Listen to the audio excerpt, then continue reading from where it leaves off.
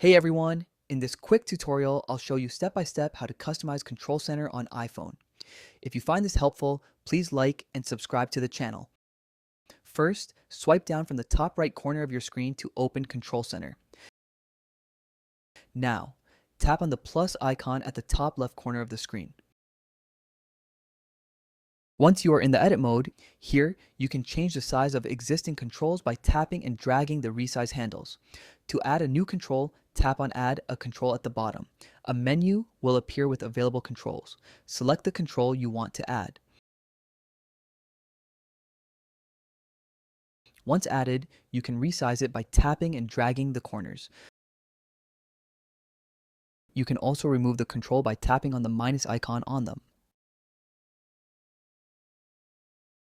Scroll down to see other control groups like music and network menus. You can also edit these groups by tapping on them and customizing their layout. To create a custom control center, tap Add a Control again and select all the controls you want to use. Arrange them according to your preference by dragging them to different positions.